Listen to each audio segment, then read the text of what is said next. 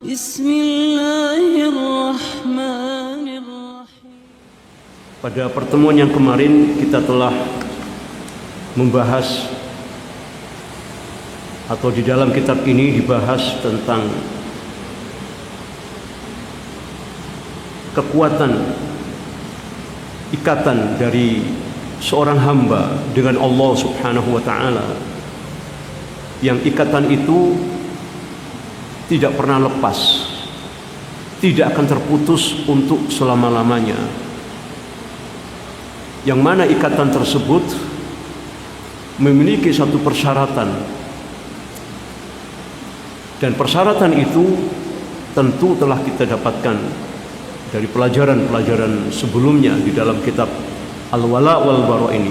Tidak lain syaratnya adalah mampu untuk meyakini, kemudian menetapkan terhadap segala bentuk kekufuran, baik itu andat, baik itu taghut, baik itu arbab dan ilaha. Ilaha itu bentuk mufradnya, jamaknya ada aliha, yaitu Tuhan-Tuhan atau sesuatu yang ada di dunia ini yang dinisbatkan sebagai Tuhan. Bentuk-bentuk kekufuran seperti ini di dalam kitab Al-Wala wal Bara kemarin, beliau Syekh Muhammad bin Salim bin Said Al-Qahtani telah menukilkan, mengutip satu ayat di dalam surat Al-Baqarah 256, di mana Allah Subhanahu wa taala berfirman, "Faman yakfur bit-taghuti wa yu'min billah faqad istamsaka bil 'urwatil wuthqa la infisama laha wallahu sami'un 'alim." Di akhir ayat ini sudah kami jelaskan di awal tadi, ada kalimat la fisama laha. Ikatan itu tidak pernah akan bisa terputus.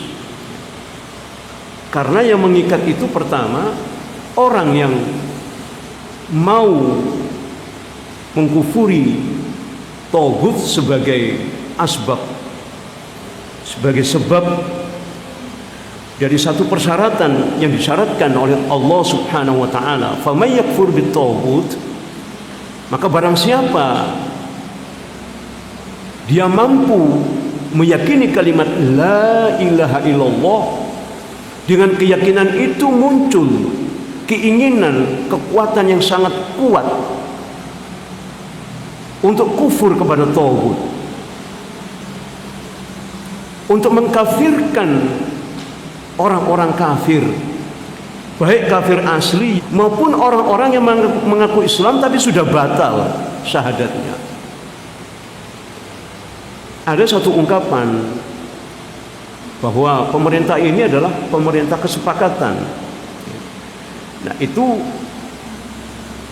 kalimat kesepakatan itu bukan kalimat syar'i, tidak ada penjelasan secara syariat.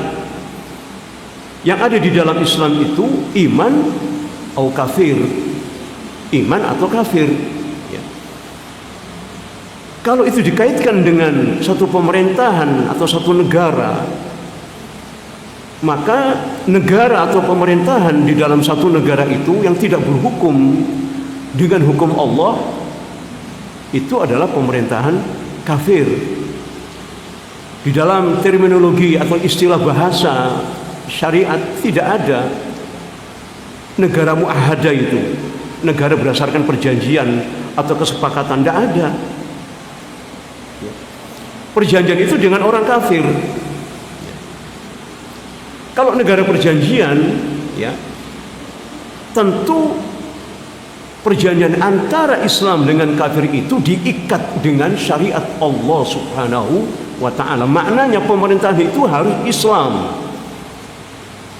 Kalau pemerintahan Islam itu kemudian mengikat perjanjian dengan orang-orang kafir, itu benar. itu ada di dalam syariat Islam, di dalam 47 ketetapan Rasulullah sallallahu alaihi wasallam. Yang 24 ketetapan itu, perjanjian itu antara Rasulullah dengan orang-orang kafir yang, nah ini ada catatan yang penting, orang-orang kafir yang mau hidup di bawah aturan-aturan Al-Quran dan Sunnah. Kemudian syaratnya 24 persyaratan ini harus ditepati oleh mereka. Ya. Jika 24 aturan-aturan yang diberlakukan oleh Rasulullah di Madinah saat itu, dan itu kemudian menjadi legal standing, menjadi satu kekuatan hukum bagi seluruh para sahabat, para salafus soleh, tabi'in, tabi'ut tabi'in, seterusnya. Ini menjadi satu ketetapan yang sudah inkrah, yang sudah final, menjadi harga mati.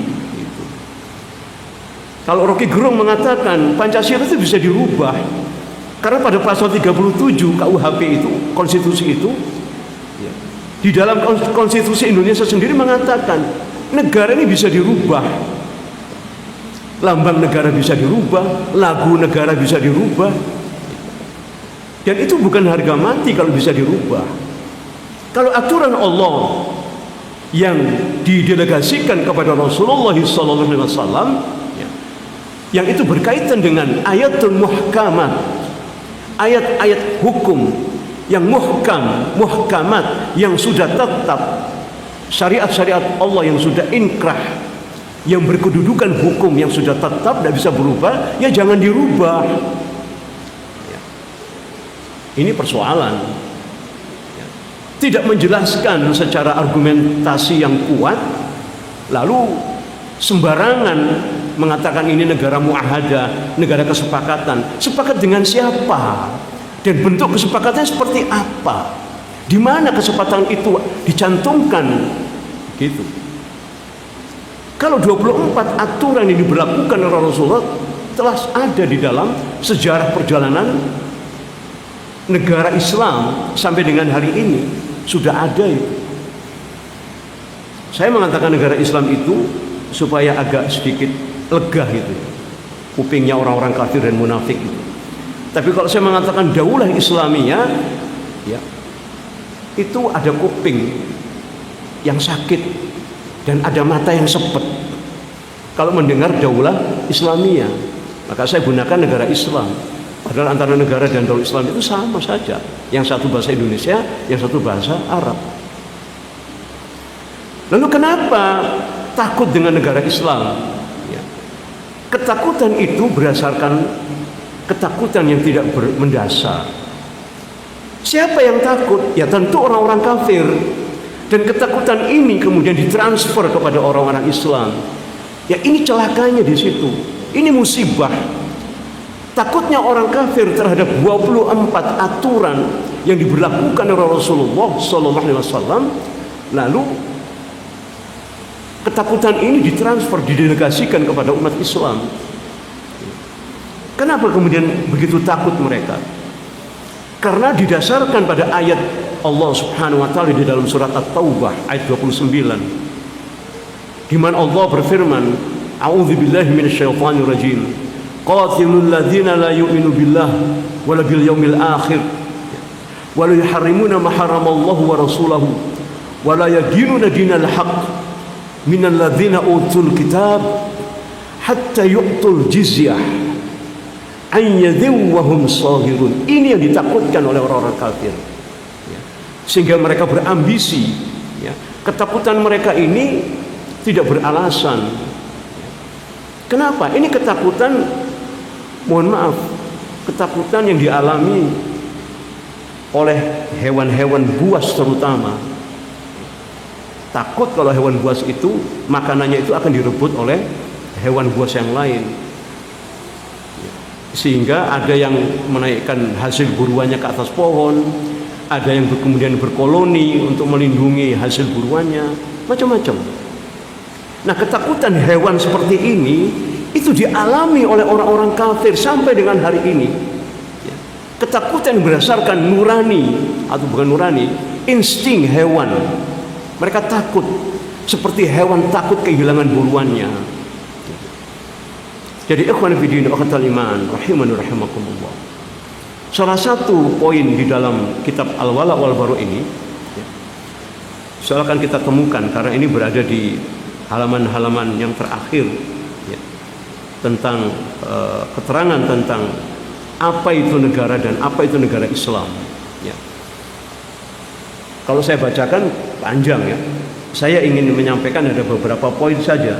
Pertama, mereka dilarang untuk membawa mushaf dari Alkitab mereka, baik Injil maupun Taurat. Di mana Rasulullah pernah menegur Umar bin Khattab ketika ditanya, "Ya Umar, apa di tanganmu itu?" "Ini mushaf Taurat." "Wallahi ya Umar, demi Allah, jika Musa hari ini turun ada di antara kita, maka tidak aku halalkan Musa untuk membawa Taurat." Tidak dihalalkan oleh Rasulullah. Loh, bagaimana Rasul mengatakan seperti itu? Apakah Rasulullah kemudian sewenang-wenang, sombong? Tidak.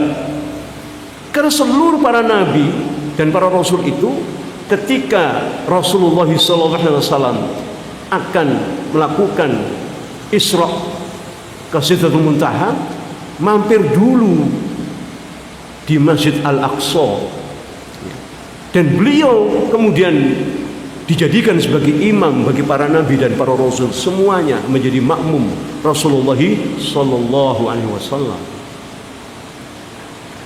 Maka Rasulullah sallallahu alaihi wasallam mendapatkan legitimasi yang kuat dari Allah Subhanahu wa taala, yaitu Al-Qur'anul Karim sebagai alat legitimasi Rasulullah sallallahu alaihi wasallam. Karena Al-Qur'an sebagai kitab terakhir yang menyempurnakan seluruh kitab yang pernah diturunkan oleh Allah lewat para nabi dan para rasul. Maka sehingga Rasul mengatakan kepada Umar bin Khattab, "Wallahi, demi Allah ya Umar, jika Musa hari ini hidup di antara kita, aku tidak halalkan Musa untuk mengajarkan Taurat kepada kalian. Tidak halal." Ini Taurat. Rasul mengatakan tidak halal. Loh, KUHP kok jadi acuan dari kitab pandangan hidup umat Islam? Ini bagaimana tuh? Dan itu disahkan, dan banyak umat Islam yang kemudian tertipu. Terutama saya pernah mengalami tipuan-tipuan atau manipulasi orang-orang yang sok Pancasilais itu.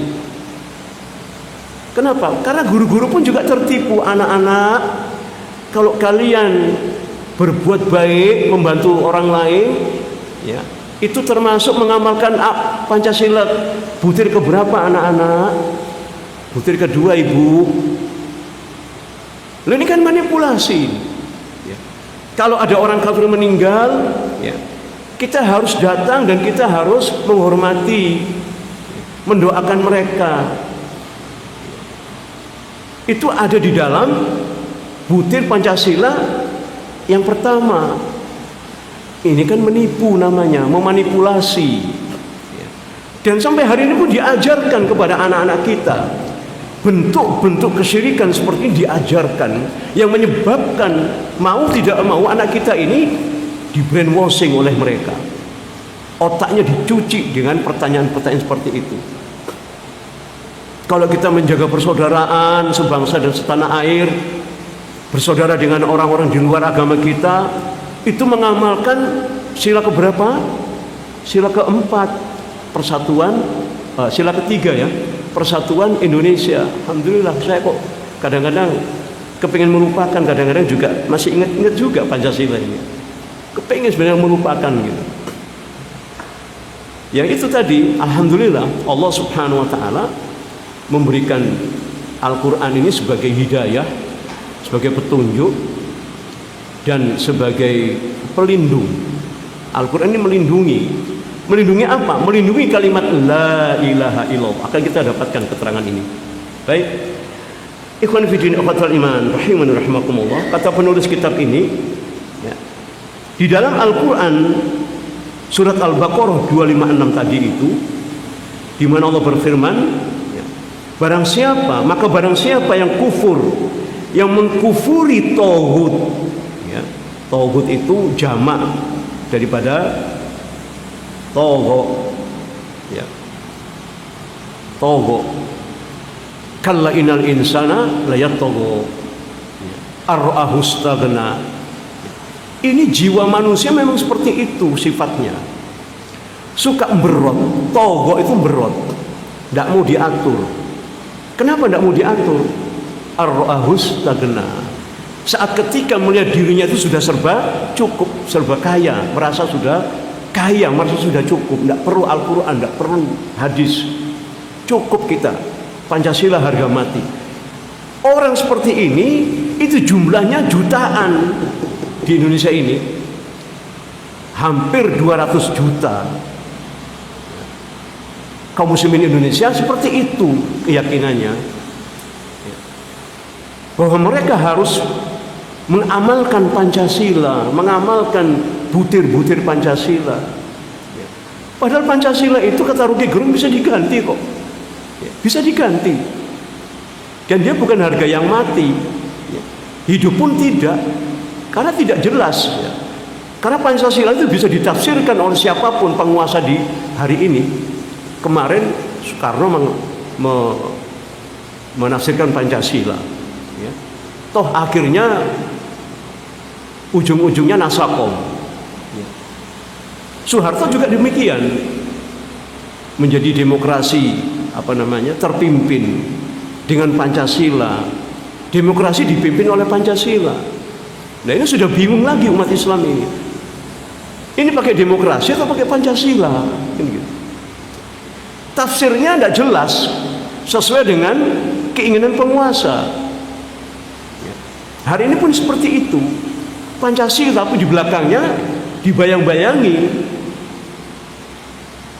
Bukan nasionalisme lagi, ada komunisme di belakangnya. Na'udzubillah min dzalik. Maka ikhwan fillah akhwatul iman, semua ini adalah bentuk-bentuk kekufuran ya, yang harus ya, menjadi keyakinan dan ditetapkan oleh setiap kaum muslimin. Faman yakfur bit-taghut, barang siapa yang mengkufuri taghut dan dia beriman kepada Allah tanpa campuran apapun dari unsur-unsur keimanan tadi itu.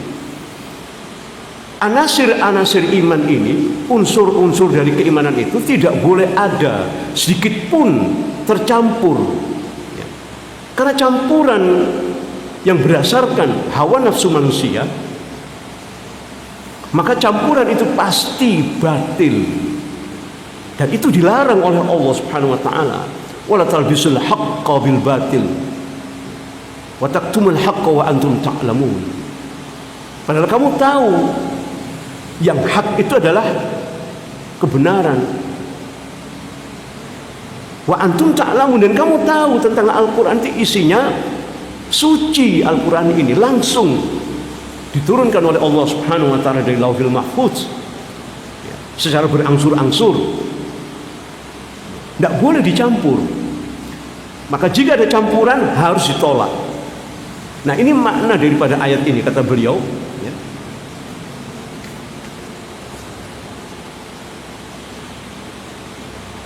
Dan Allah Subhanahu wa ta'ala memberikan contoh dari ayat ini ya, yang mengkufuri tauhid ini dan beriman kepada Allah, kemudian dia mengakukan ikatan yang kuat ya.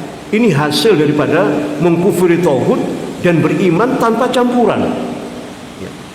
Dan dia oleh Allah Subhanahu wa ta'ala dikatakan di sini, maksudnya Ibrahim ya, menceritakan tentang Ibrahim itu telah mengadakan ikatan yang kuat dengan Allah Subhanahu wa ta'ala ya. Maka Allah Subhanahu wa ta'ala menjadikan Ibrahim sebagai contoh atau suri toladan yang baik bagi Rasulullah SAW dan bagi seluruh manusia yang ingin melakukan ikatan dengan Allah Subhanahu wa ta'ala, dan ikatan itu tidak akan pernah bisa terlepas.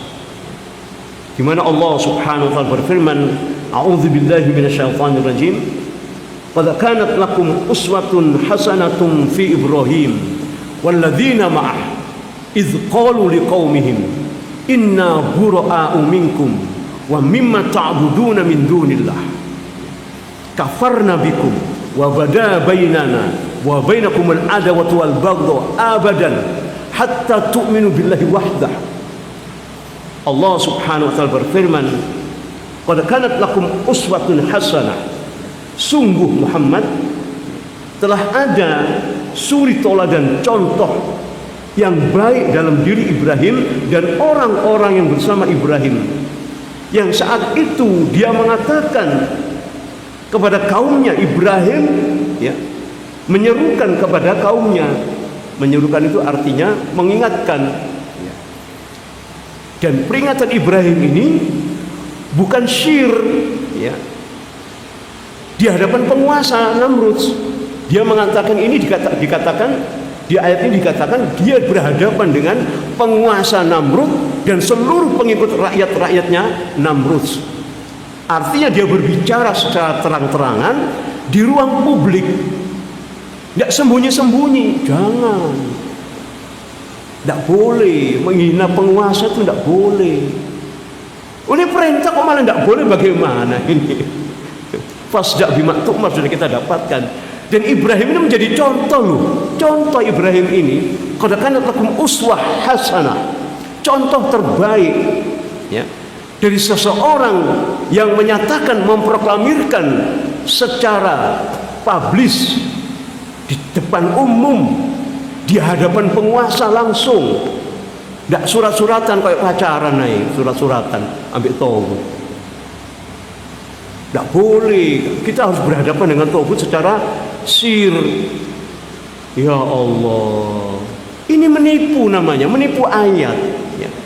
Dia bacakan ayat mungkin betul bacaannya, tapi maknanya kemudian disesatkan maknanya ini. Ini Ibrahim yang dijadikan contoh oleh Allah Subhanahu wa taala kepada Rasulullah sallallahu alaihi wasallam. Ibrahim mengatakan kepada kaumnya ketika itu, inna bura'a'u minkum ya, sesungguhnya aku berlepas diri, tidak bertanggung jawab pada kalian, wa mimma ta'buduna min dunillah, dan aku pun berlepas diri dari apa yang kalian ibadahi selain Allah itu. Apa yang diibadahi oleh masyarakat ketika itu? Ya tentu hukum, aturan, karena ibadah itu maknaha at-ta'a wal khudu, taat dan tunduk. Kalimat taat dan tunduk itu ada artinya, maknanya adalah hukum yang berlaku yang harus diberlakukan, ditaati dan ditundui. Itu namanya ibadah. Maka jika ada kalimat taat dan tunduk, ini pasti muatan-muatan hukum yang ada di dalam kalimat taat dan tunduk itu. Ada nuansa hukumnya, dan hukumnya tertulis maupun tidak tertulis, ada hukumnya. Lalu Ibrahim kemudian menyerukan kepada umatnya. Dia memberikan satu justifikasi. Kalau hari ini orang-orang yang benci terhadap tauhid ini karena kebodohannya, ya, benci kepada kalimat tauhid, mengatakan wah Ibrahim ini termasuk takfiri ini. Karena ada kalimat di ayat ini, kafarna bikum, aku kafirkan kalian, kalian telah kafir, bikum, dengan apa yang kalian taati dan tunduk itu kalian menjadi kafir. Gitu loh maksudnya. Wah ini takfiri ini. Loh takfiri itu syariat, ada tuntunannya. Ada takfiri itu, pemahaman takfiri ada di dalam Islam sebagai bentuk penjelasan dari kalimat baro aminkum, berlepas diri dari kalian. Itu penjelasan daripada al-wala wal baro, terutama baroknya. Maka takfiri itu orang yang mengkafirkan seseorang atau orang Islam, dikafirkan secara serampangan, tanpa dasar, tanpa argumentasi yang kuat. tanpa dasar Al-Quran dan Sunnah, itu namanya takfiri. Tapi kalau mengkafirkan seseorang berdasarkan Al-Quran dan Sunnah, itu syariat, itu perintah Allah. Sebagaimana Allah jadikan Ibrahim sebagai contoh ketika mengatakan kafarna bikum, kalian telah kafir dengan bi itu dengan apa? Dengan ketaatan dan ketundukan kepada aturan-aturan penguasa. Gitu maksudnya. Ya. Jadi kalau orang itu taat kepada aturan penguasa, ya, walaupun katanya tetap dolim, kita harus taat dan tunduk kepada penguasa.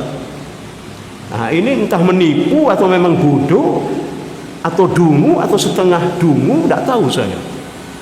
Atau dungu beneran, wallahu a'lam bishawab. Karena di dalam ayat ini jelas kafarna bikum itu takfiri berdasarkan argumentasi dari apa yang dia lihat oleh Ibrahim, dilihat oleh Ibrahim dari perilaku dari masyarakat ketika itu.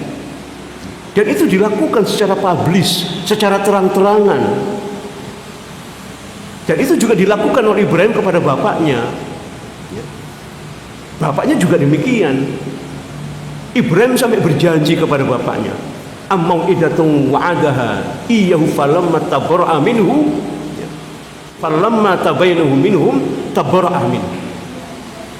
Sampai Ibrahim itu bertabayun, mengecek, cek dan recheck, tabayun terhadap apa yang dilakukan oleh bapaknya. Karena bapaknya itu membuat patung pesanan dari Namrud. Perjalanan Ibrahim itu luar biasa, ikhwan fillah rahimakumullah. Dia bukan berhadapan aja dengan bapaknya, berhadapan dengan lingkungannya, berhadapan dengan penguasanya saat itu. Tapi dia mengatakan kafarna bikum, aku kafirkan kalian, penguasanya, rakyatnya dikafirkan semua oleh Ibrahim.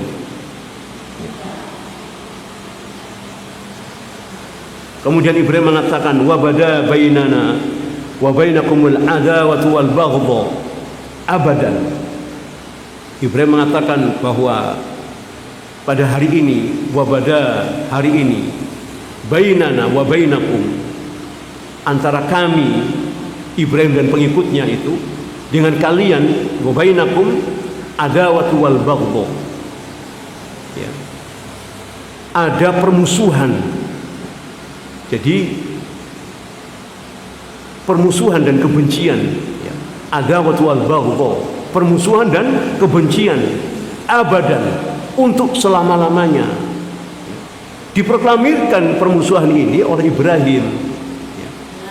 Kalau kita memang hari ini dimusuhi oleh orang-orang kafir, tapi kita berusaha kemudian auzubillahi min dzalik, tsumma auzubillah, berpura-pura kemudian, wah kami ini bukan Islam teroris, kami bukan Islam fundamentalis, berpura-pura supaya tidak dimusuhi. Loh, Ibrahim ini mengatakan, ya, ada permusuhan secara terang-terangan antara aku dengan kalian. Subhanallah. Justru Ibrahim yang memproklamirkan permusuhan itu, bukan menunggu untuk dimusuhi, enggak. Dia yang berinisiatif untuk mengatakan, sungguh hari ini ada permusuhan dan kebencian untuk selama-lamanya, sampai negara ini berubah menjadi daulah Islamiyah, ya, selesai. Hatta tu'minu billahi wahda, itu maknanya sampai kalian beriman kepada Allah saja dengan aturan-aturan Islam, dengan daulah Islamiyah, selesai. Tidak ada kebencian dan permusuhan, tidak ada lagi, selesai. Kalau kalian mau masuk Islam, tafadhol. Kalau kalian mau tinggal di negara Islam, ikuti risalah Rasulullah 24 aturan itu. Bagi orang muslim yang tahu tentang risalah 47 ini dari Rasulullah, dari Piagam Madinah ini, dia ngeri melihat kenyataan hari ini. Orang Islam berbondong-bondong, unjung-unjung Natalan, unjung-unjung Tahun Baru, unjung-unjung Imlek, bahkan menjaga gereja, menjaga kelenteng. La haula wala quwata illa billahil aliyil azim. Rasulullah SAW pertama kali masuk di Madinah, ya, yang dihancurkan itu berhala. Gereja bagaimana? Gereja tidak dihancurkan.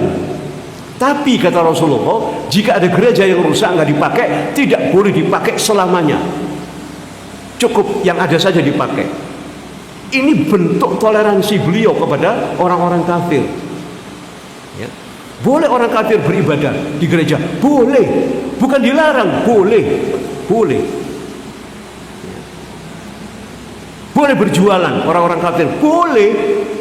Tapi syaratnya tadi itu, ya, yuqtul jizyah an yadhiwahum saghirun di dalam surat At-Taubah ayat 29. Itu syaratnya. Ya.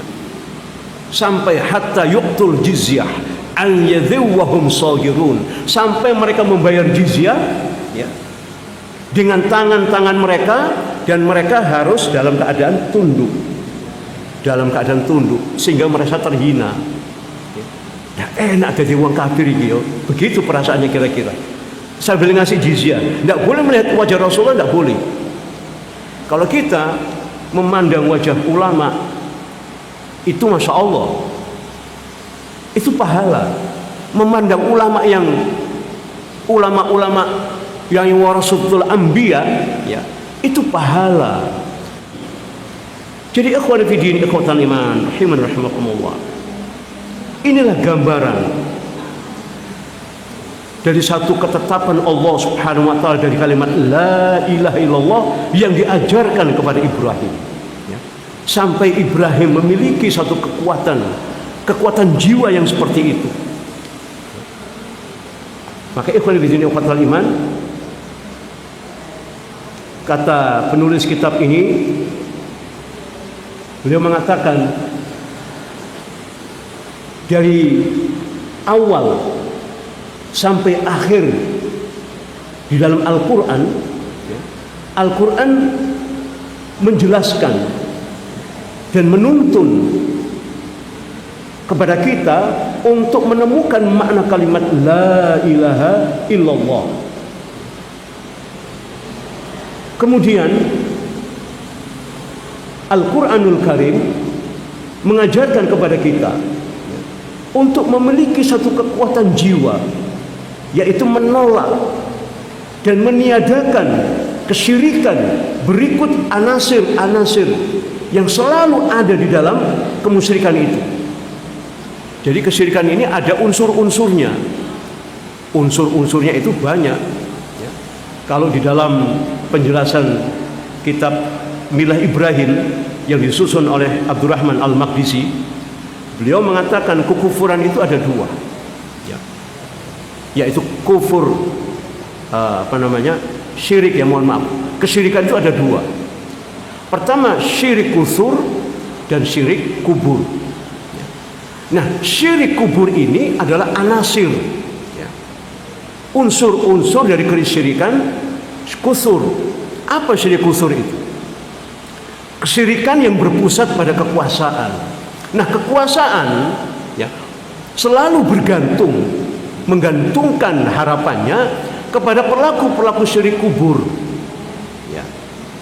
Walaupun nanti ada pertentangan antara orang-orang syirik kubur dan orang-orang syirik kusur.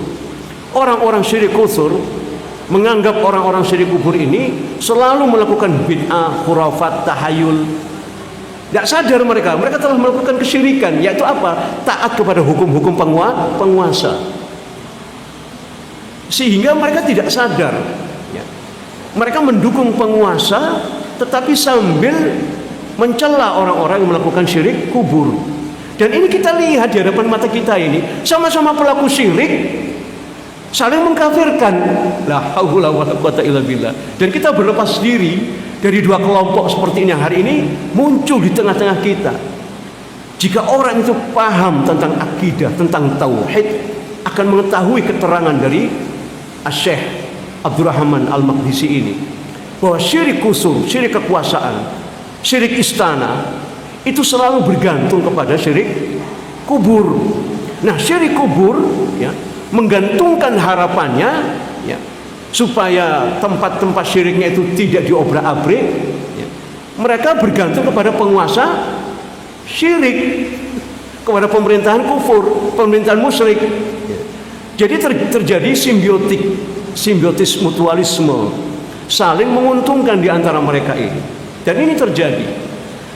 Nah, kata penulis kitab ini, Seseorang yang mengucapkan kalimat la ilaha illallah harus memiliki kemampuan untuk menolak dan meniadakan. Meniadakan itu artinya walaupun ada, dianggap tidak ada. Ya. Segala bentuk kemusyrikan berikut anasir-anasirnya. Kemudian menetapkan ya, peribadatan seluruhnya hanya kepada Allah Subhanahu wa taala dengan cara mengikhlaskan ya.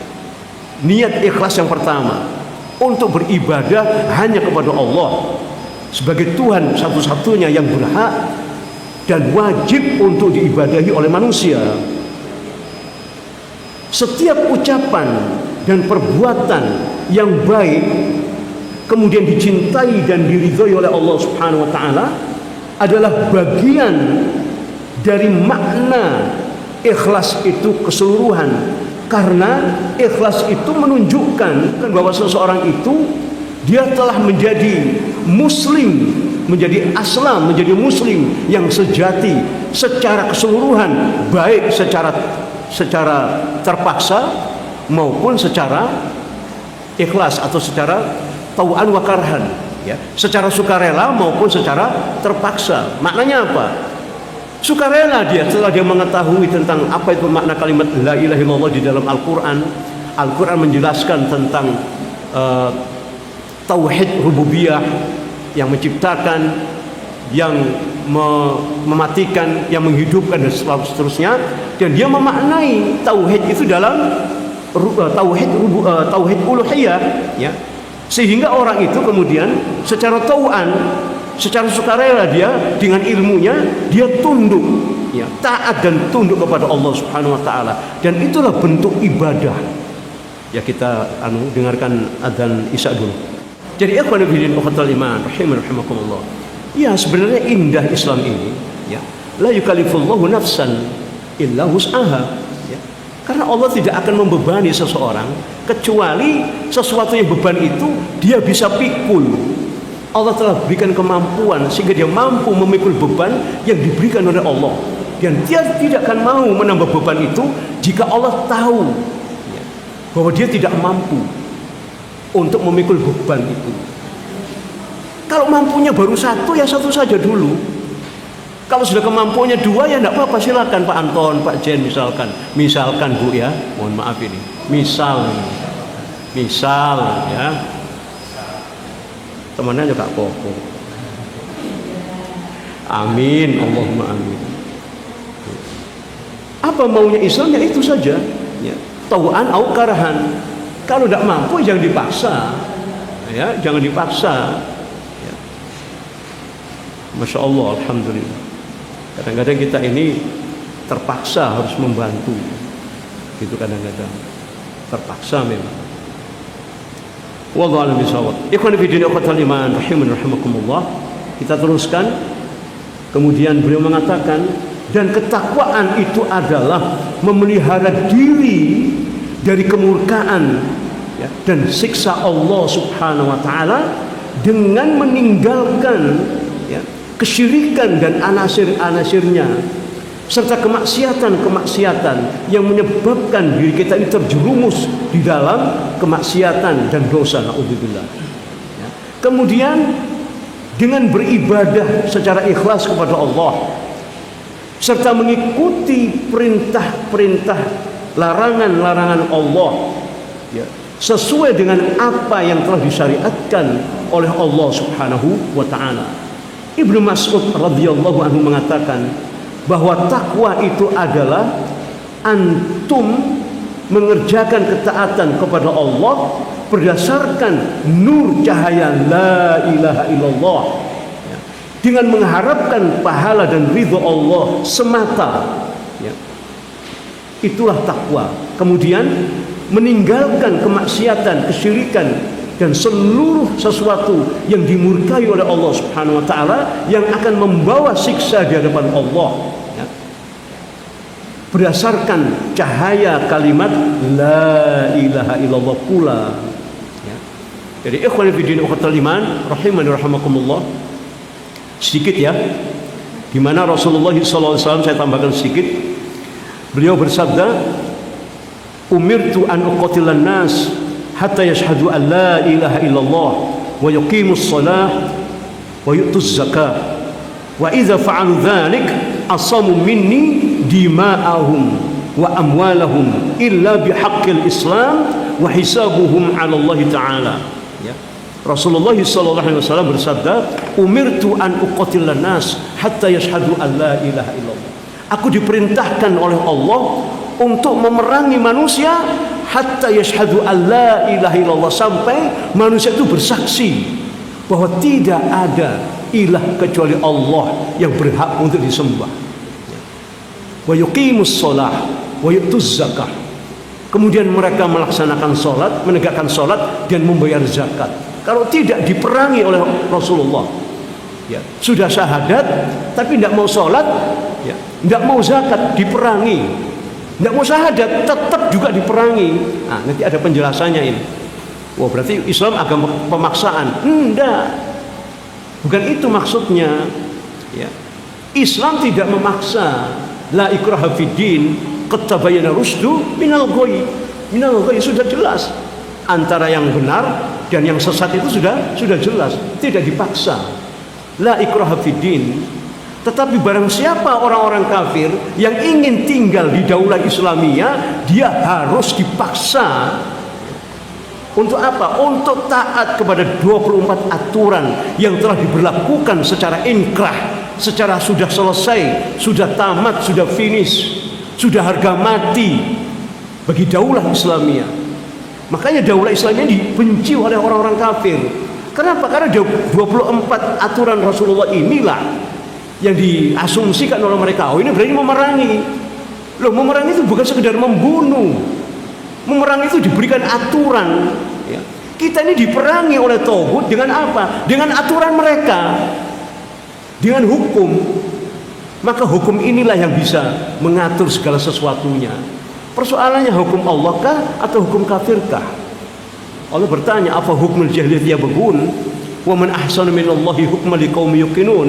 Apakah hukum jahiliyah ini yang ingin dilestarikan oleh mereka? Dan hukum siapakah yang lebih baik daripada hukum Allah? Ya. Hukum siapa? Hukum yang berdasarkan negara kafir atau daulah Islamiyah? Mari kita buktikan nanti insyaallah. Aku qouli hadza astaghfirullah wa lakum innallaha ghafurur rahim. Subhanakallahumma wa bihamdika asyhadu an la ilaha illa anta astaghfiruka wa atubu ilaik. Mohon maaf kalau tadi ada sedikit singgungan, mohon dimaafkan. Wallahu a'lam bishawab. Assalamualaikum warahmatullahi wabarakatuh.